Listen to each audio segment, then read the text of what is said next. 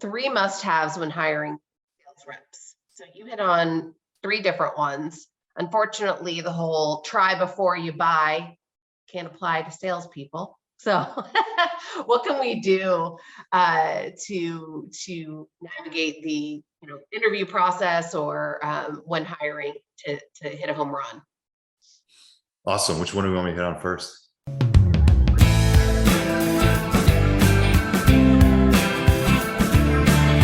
Hi, everybody. It's Pete Oliver. Welcome to the Emerge on Purpose podcast.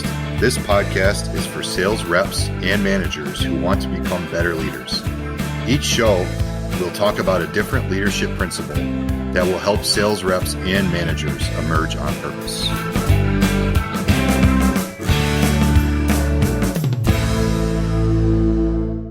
Let's talk about self-awareness, having high self-awareness on what motivates them. I think that's one that is a little counterintuitive to what a lot of people would say. Yeah, I think there's internal motivation, there's external motivation.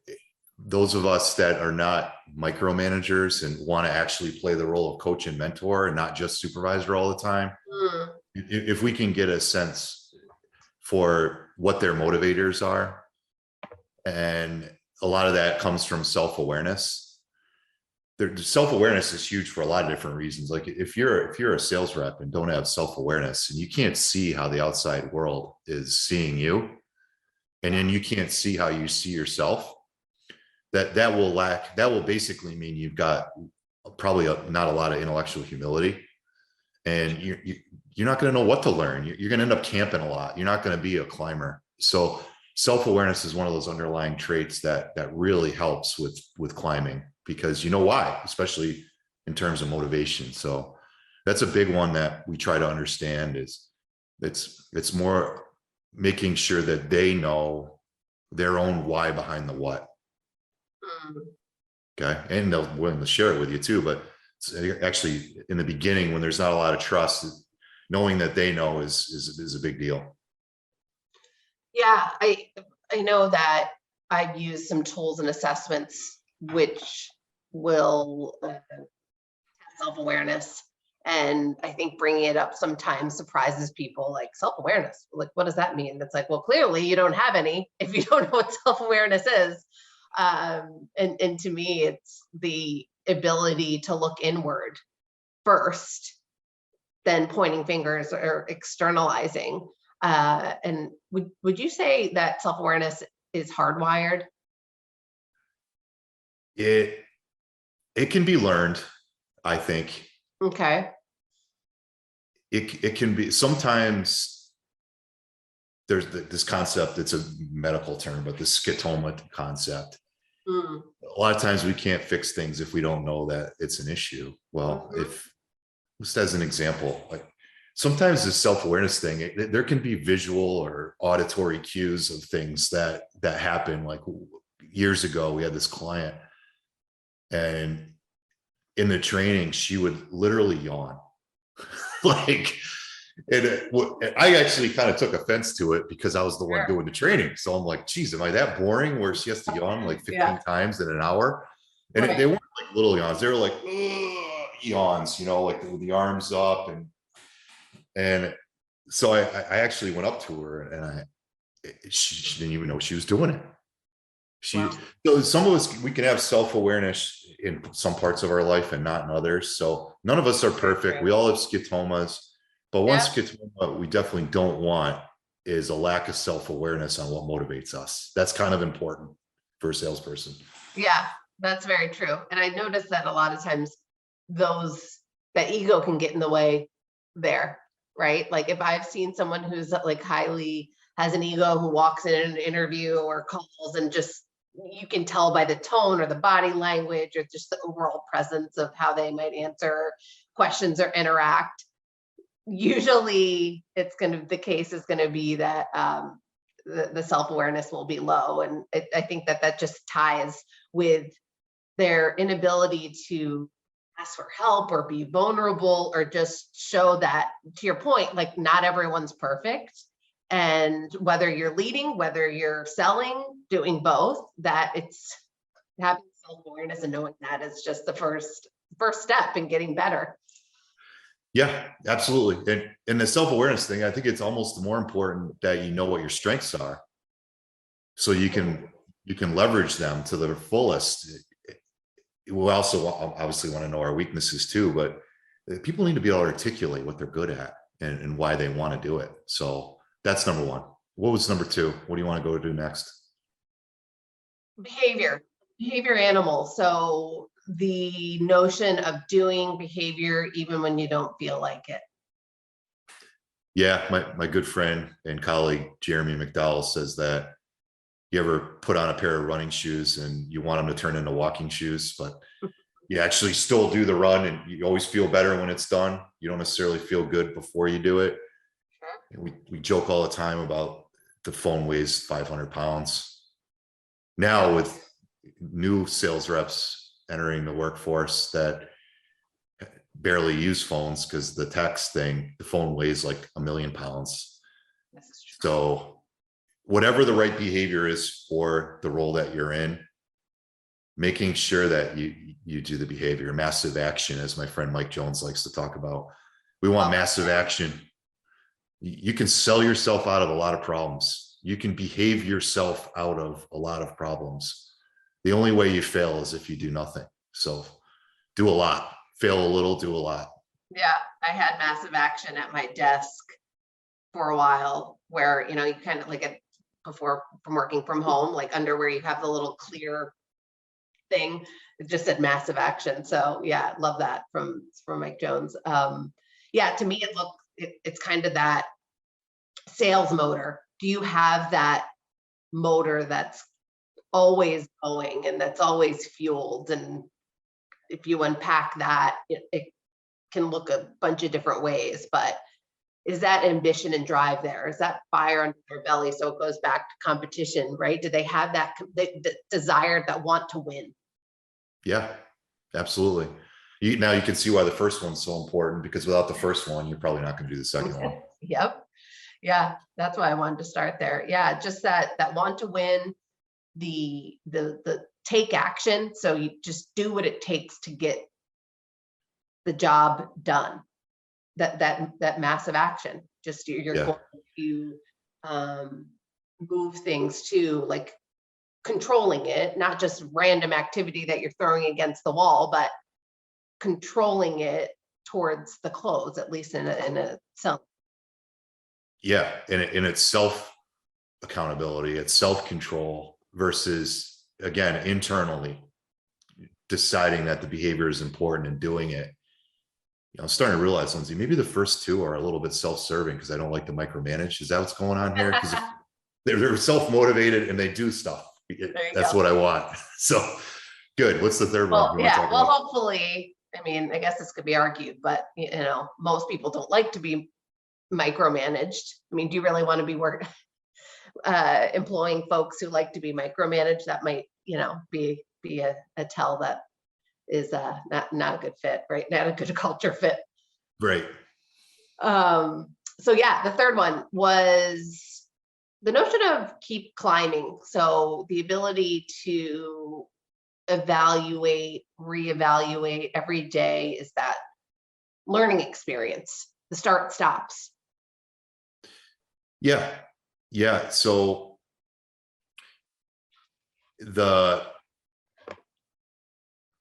when we think about what a balanced life really is we all have comfort zones, but you don't want to go through life like just continually repeating what you did yesterday. That would be basically the definition of camping, like not going anywhere, not trying new things, not climbing. So there's got to be a path. There's got to be a journey. We've got two types of reps. One is, and I tell the story a lot too, but one type of rep, they say they have 20 years of experience, but actually they have 1 year of experience, 20 years in a row. Okay. They're camping. They've always done it this way. And that's the way they're going to keep doing it. That's it. It's over. Okay. It's not the type of person that I would want on our team. So what's the opposite of that? They're climbers. They're growing. They're constantly self-evaluating where they are, where they want to be. and they're professionally developing themselves so that they can keep going, keep moving forward, keep helping themselves, helping the team, helping the company. In that order, by the way, helping themselves, helping the team, helping the company. And if you have somebody that has that mindset because they're lifelong learners and they care about professional development, then that's somebody that will keep growing, because the job you hire somebody for is not the job they're going to be doing in 6 months. So how do you guard against that? Well, you got to find out if they're willing to self-develop. So to me, those are three foundational things that we want when we're helping our clients hire people or people that would end up being on our team. Yeah, that last one is such a big one. It makes me also think of some of the folks in our training classrooms, right? The 20 years of experience, but only, or yeah, 20 years in the field, but really only 1 year as a rep, and they kind of just sitting there with their arms crossed. You can't tell me anything new. And but to your point with hiring as well, it's being not only open to new ideas, but open to change. Organizations change. Change is the only constant. So to me, that your mindset about change, how you view change and see it as an opportunity, as well as celebrating friction too. I was just listening to a podcast, actually, Simon Sinek, where he had a guest on where when they celebrate friction or find friction, sorry, it's called the sparkle, because you always are going to learn something new when there's some sort of friction. And so how do you know that in your climb, you are going to have friction, you are going to have change, you are going to have obstacles, but you're learning along the way. That's just so important to our culture, and from what our clients tell us, their cultures too, forward thinking. Yeah. I mean, we're frankly a firm that assists organizations with professional development related to revenue generation. So obviously we care that they want to learn, because if not, then they're going to become the nice refresher people that are in the trainings that the person you just described. That's what I would call them. Like, oh, a nice refresher, which basically means that they should have been doing it and forgotten. We just reminded them of that. That's not people we want to hire, obviously, because you can't coach them because they're not changing, they're not growing. Yeah, I think the training quotient, I once called it, where it's like afraid to change, make excuses, back to the self-awareness that we started with. Yeah. Beautiful. Any last bonuses you want to throw in with when it comes to hiring? Things to Well, avoid or things to look out for? probably should do another podcast on this alone, but the biggest mistake we see organizations make is they overvalue experience in the interview process, which usually looks like interviewing the resume. Oh, tell me about this job. Tell me about that job. Tell me about this job.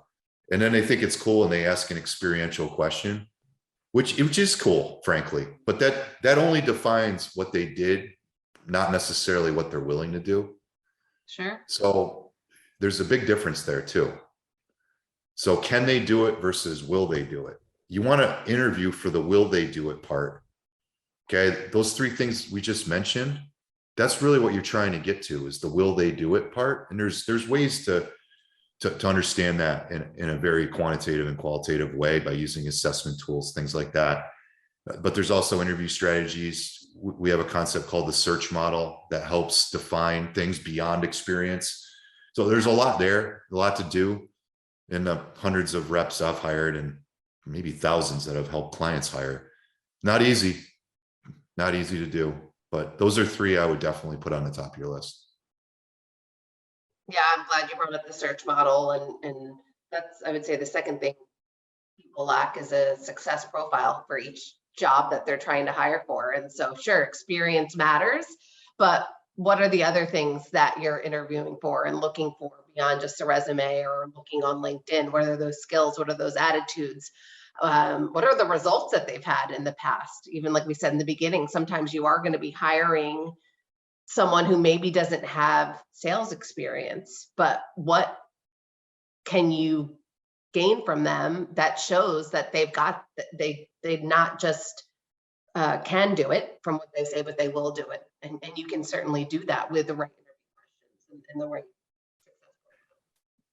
Yeah, the pond you're fishing in is literally a pond if all you're looking at is experience. Like, let's look at the ocean. Okay. And if they're willing to learn, if they know what motivates them, if they're willing to do the hard things, the behaviors, then you can expand your candidate pool and likely get better candidates than you would have gotten otherwise if you just looked at experience. So tough riddle, tough puzzle, but a fun one to try to solve. Yeah, and we know that the cost of a bad hire is extreme. So making sure that you do it right on the front end and assess out these 3 items are going to be huge for a successful top talent rep. And so awesome. Well, with that, I think we hit it. It's another 15-minute one as we promised. And any last words, Mr. Oliver? Until next time, Mr. Oliver. Until next time, enjoy the climb. Rock and roll. Very good. See you next time, everyone. Do you ever find that your prospect's decision-making process is a mystery? Do you get stuck with people who claim they can make decisions, but really can't? Then you're left wondering what to do next? We at Sandler SaleFish excel at the how-tos in sales and sales management. Book a discovery meeting with us today. A discovery meeting is a simple exchange of information to determine fit. A discovery between 2 parties, nothing more. We've helped thousands of purpose-driven sales leaders and sales professionals just like you to shorten sales cycles, consistently meet sales forecasts, and take control of the sales process once and for all. Go to salefish.sandler.com/book a call or scan the QR code on your screen. Until then, keep climbing.